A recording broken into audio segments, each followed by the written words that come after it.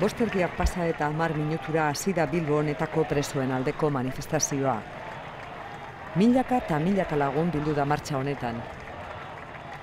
Aurretik furgonetak, kartzeletaraino zenbat kilometro dauden adieraziz, ondoren presoen familiak. Igaro hala, txaloak eta etengabe lehen minututan amnistiaren aldeko oihuak eta euskal presoak etxera ekartzeko aldarrikatzen zituztenak.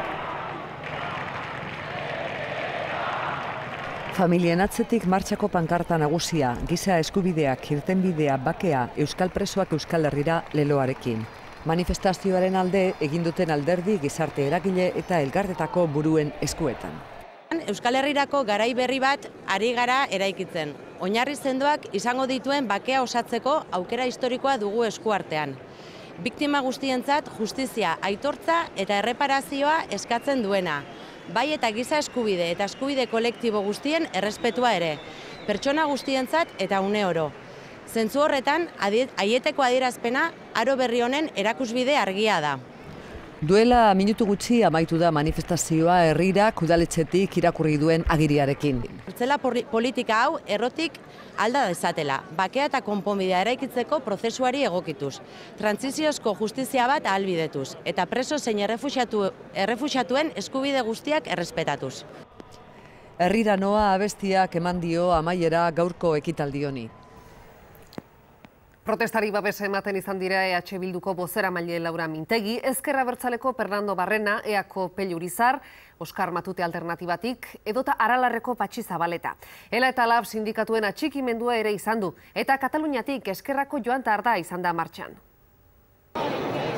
EH Bilduren ordezkaritza zabala izan da manifestazioan, martxaren buruan joan da Laura Mintegi bozeramailea, esan du espero duela aurtengoa presoen eskubideen aldeko azken manifestazioa izatea, beraien egoerak bizikidetzarako ardatz izan behar duelako siglen gainetik. Manifestazio anitza, zabala eta kolore askotarikoa, hain zuzen ere ardatza delako herri honen bakegintzan eta normalizazio politikoan. Mintegirekin batera Martin Garitano Gipuzkoako diputatu nagusia eta Juan Carlos Izagirre Donostiako alkatea izan dira, instituzioetako ordezkari bakarrak izan dira. Eusko Jaurlaritzak eta gainontzeko alderdiek ez dute martxa babestu. Pello Urizarrek mezua igorri dio EAJari. Beraien oinarrietako jende asko, eundaka pertsona hemen izango diala, eta zentzu horretan irakurketa egin beharko luketela, beren oinarriak gain argi badukate politikoki ere busteko ordua dela. Ezker Abertzalearentzat gaurko manifestazioa bakearen apologia izan da.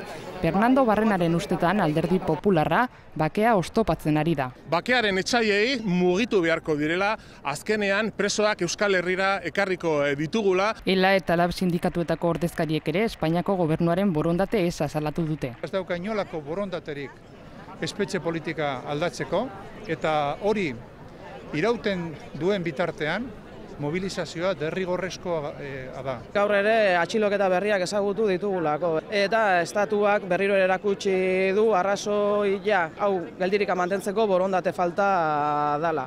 Ezker Batua eta Eusko Ekintza alderdiak ere izan dira manifestazioan, eta Kataluniatik ERC eta KUP martxan parte hartu duten milaka pertsonen artean Aurore Martin preso ohia ere izan da.